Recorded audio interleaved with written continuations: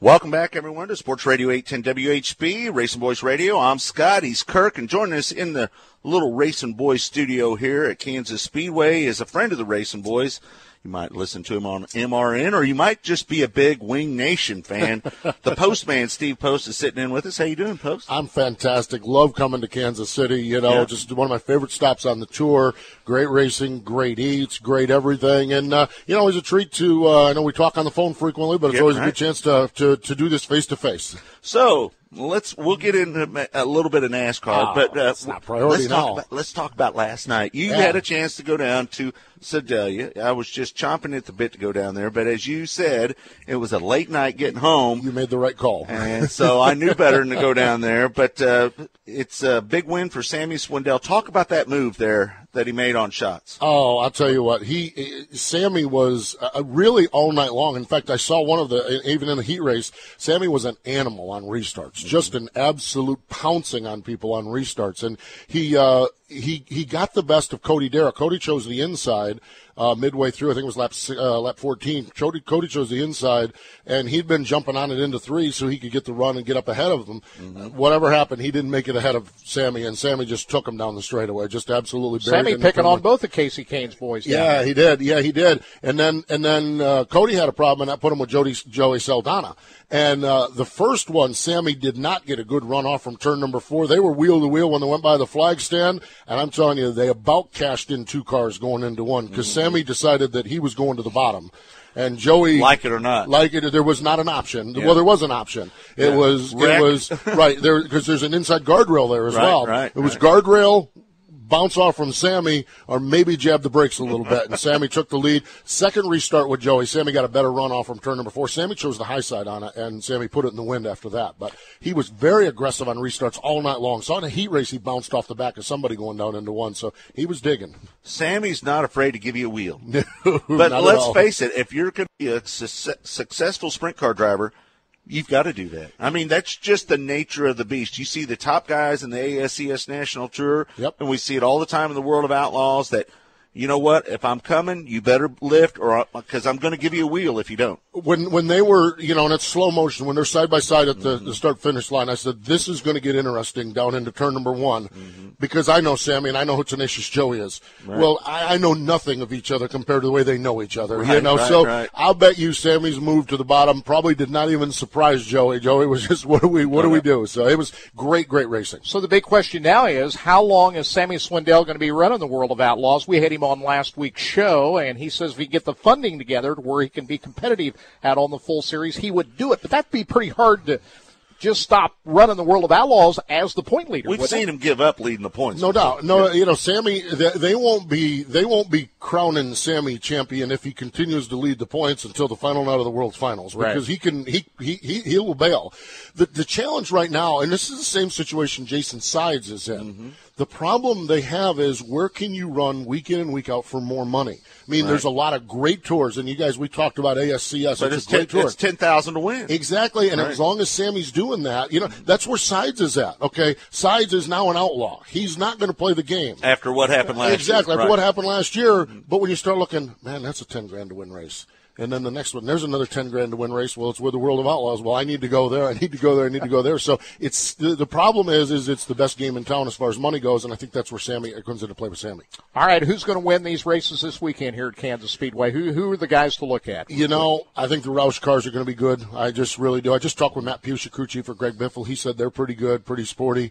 I'm not sure if that's the one, or maybe Matt Kenseth, or maybe Carl Edwards. I like Ricky Stenhouse Jr. in the Nationwide Tour, Nationwide Tour Truck Series.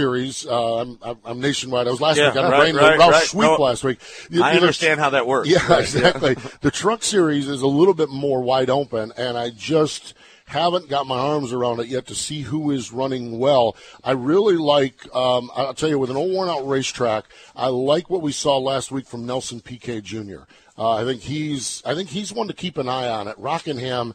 for an old beat-up racetrack, for an old beat-up and worn-out racetrack. And face it, that's what we're dealing with here. Nelson Piquet Jr. is one of those guys where I keep an eye on him. Tough break for him speeding down pit road. Yeah, he hated that for him. Yeah, and he got out of the truck on MRN and told us, he said, I was racing on pit road. I was trying to beat somebody off pit road, and so he acknowledged that he did it. You got to get every inch of it, though, man. I mean, you can't take any time off in any of these races, truck, nationwide, or cup. So, Postman, appreciate you coming in, man. We're going to have you on from time to time, I know, and thanks for everything you do. And I don't know if you guys got an answer. I heard the early part of the show. Jason Johnson, engine problems. They don't. With the new 410. With the new 410, there's only 3 410s from the Roush Yates camp. There's a couple in Australia doing really well, and they're struggling with it. Similarly, the way they struggled with the 360s, and so they just, boy, as you've seen, once they get them working, I think Jason Johnson's going to be a huge asset for Roush Yates in developing these motors. We already see it on the ASCS National Tour with 2 National Tour wins, leading the points. He's going to be a huge asset, and I think it's great that Ricky's involved in the series too. You can't develop them on a dyno. You've got to race test them, and that's what they did last night, and they learned something about it. They race tested. I had a couple motors that had big numbers on the dyno, and they were turds when you took them out on the Exactly, and there's no way to duplicate that. And last night was a little duplication and a little problem finding last night. They just need to go to work on the problem solving. The commitment is there, and I believe it is with Roush Yates. They'll get it figured out. One other thing, and I know you guys, Craig Delansky's crew, my gosh, they were just unbelievable. Craig Delansky's crew last night fixed a wadded-up race car and did a really good job. So, all right, we've got about 5 minutes to go. We're going to do a quick shuffle in here and have it. That is Steve Post from MRN Postman, Radio. We'll be talking to you. And you'll be able to hear him today. We got right Aric here on out Sports there. Radio. Have him come on 810 WHB. The SFP 250 beginning at 1, and tomorrow's STP 400 at 12 noon tomorrow. Steve Post among the pit crew the pit road reporters for MRN Radio. So all of that going on this weekend, and we appreciate Steve for coming in. Tell us about what went on down at the Missouri State Fair Speedway in Sedalia. Well, I thought we had Aric Almirola. Say it for me, Kirk. Aric Almirola? Almirola. Wasn't able to stick around? Well, I don't know. I don't know if he's bolted out of here or not. I wish we would have known that. We would have kept Postman in here. Well, anyway, we've got a full hour on RacinBoys.com coming up at 9 o'clock. So if you want to listen to more coverage, we got it exclusively on Racing Boys beginning at 9 o'clock. Rusty Dukes, we got to give a mention there. Tragic accident this week, burnt. We don't have all the details, so we can't really go into it. We haven't seen an official press release or statement from anybody, but we understand that it was a methanol accident cleaning some parts at his shop. Thoughts and prayers are going out to him. Hopefully he'll heal up real soon and get back out there. Folks, it can be done. All you got to do is look at this great story of Travis Rylett, who got burned in a serious off-track accident up in the Northwest last year, came back and is winning races in a sprint car right now. You can have severe burns and return to racing, and if that's his choice, just thoughts and prayers to him, and be there for him if he needs it. But I believe that anybody that really has the will, and it sounds like it's all good, no lung damage, just what I'm hearing here from John Lee on the chat room, that there's a good chance that he'll survive this. Yeah, get well soon, Rusty Dukes. And also thoughts and prayers to Russell Baker, one of the legendary engine builders, dirt late model racing for the last several years. And we are thinking about how big he was in the world of dirt late model racing as far as building engines. Russell Baker died this week of leukemia at the age of 66. Funeral services were yesterday. Aric Almirola is joining us, and he's driving an iconic car this weekend, STP. STP celebrating 40 years with Petty, and he's driving the 43, kind of a retro look back to 1972. Aric, is that's a cool-looking race car you're driving this weekend. Yeah, it really is. We are celebrating 40 years of history this weekend. Isn't that great? That is really cool. You know, we were talking about a little bit earlier, when you think there's only a couple people that you can think about this.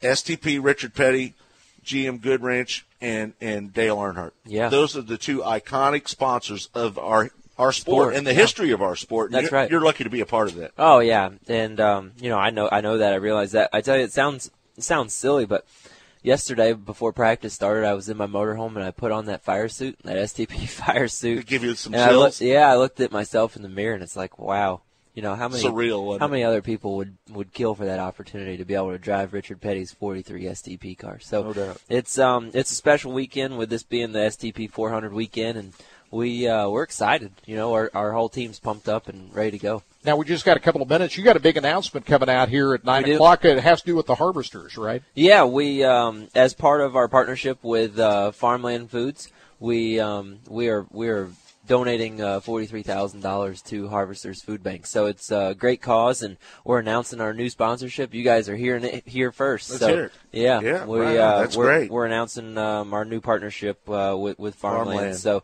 we're excited about that. It's going to be a great opportunity for us. The car looks awesome. We're getting ready to go unveil the car.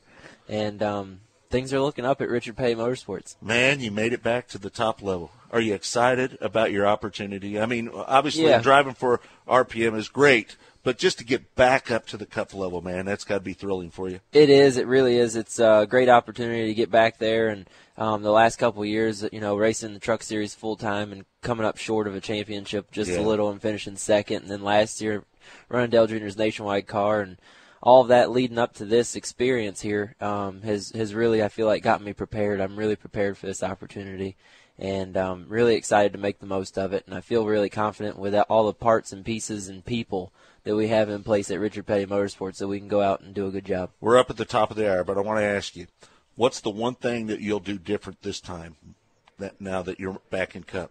I'll just I'll be more patiently aggressive, I guess, is the best way to put it. Know when to go and when to hold them. Yeah, that's right. That's right. It's these races are 500 miles. They're a long race. So if you do something silly in the beginning of the race to take yourself out, you haven't done yourself any justice. So if you got a car capable of running in the top 10, then you need to run top 10. And if you only got a car capable of running 15th to 20th, then you need to run 15th to 20th and take that, learn from it, and go to the next weekend. All right, man. Good luck this weekend. All right. Thanks, guys. Thanks for having me. All right. Thank you. Yep. Aric Almirola, driver of the number 43 STP, and Farmland coming on, major sponsor, and got a big announcement. And you heard it here Harvesters. first on Sports You Radio betcha. 810 all over the Appreciate Midwest, him so that's coming in. great. All right.